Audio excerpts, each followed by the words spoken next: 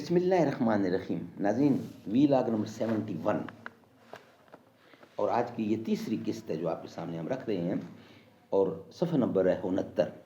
جاہلی معاشرے کی چند جھلکیاں، اجتماعی حالات.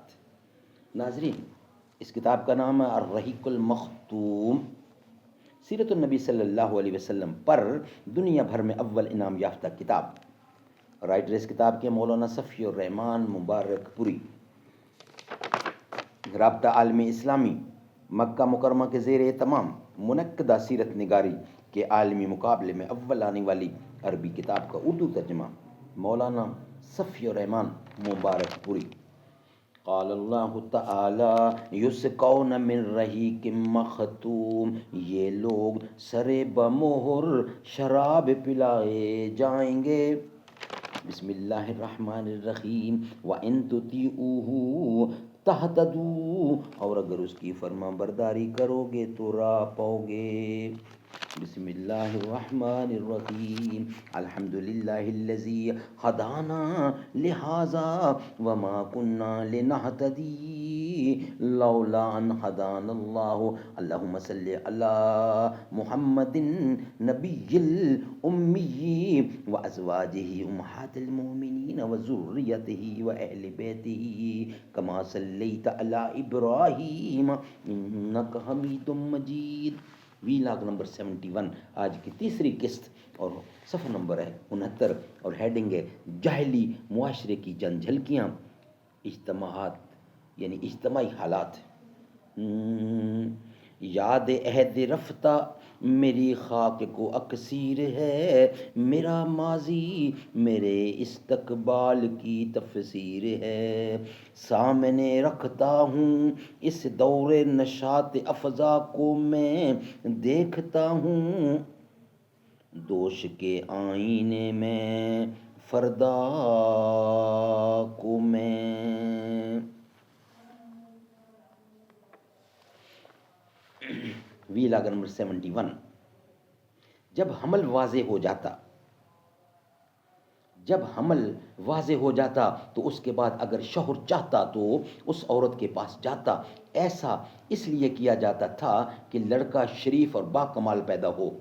اس نکاح کو نکاح استبضاء کہا جاتا ہے اور اسی کو ہندوستان میں نیوگ کہتے ہیں. نکاح کی تیسری صورت یہ تھی کہ 10 آدمیوں سے کم کی ایک جماعت اکٹھا ہوتی، سب کے سب ایک ہی عورت کے پاس جاتے اور بدکاری کرتے. جب وہ عورت حاملہ ہو جاتی اور بچہ پیدا ہوتا تو پیدائش کے چند رات بعد وہ عورت سب کو بلا بھیجتی اور سب کو آنا پڑتا. مجال نہ تھی کہ کوئی نہ آئے. اس کے بعد وہ عورت کہتی کہ آپ لوگوں کا جو معاملہ تھا وہ تو آپ لوگ جانتے ہی ہیں، اور اب میرے بطن سے بچہ پیدا ہوا ہے اور فلاں وہ تمہارا باپ ہے اور فلاں وہ تمہارا بیٹا ہے. وہ عورت ان میں سے جس کا نام چاہتی لے لیتی اور وہ اس کا لڑکا مان لیا جاتا. چوتھا نکاح یہ تھا کہ بہت سے لوگ اکٹھے ہوتے اور کسی عورت کے پاس جاتے. وہ اپنے پاس کسی آنے والے سے انکار نہ کرتی.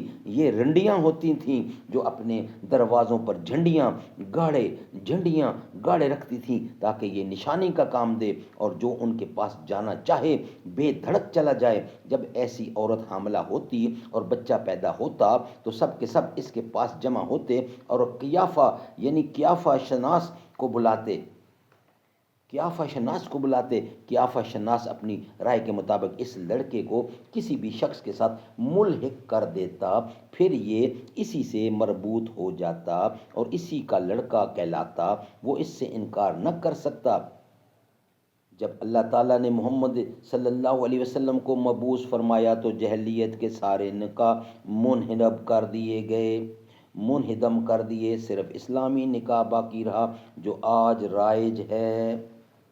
سبحان اللہ.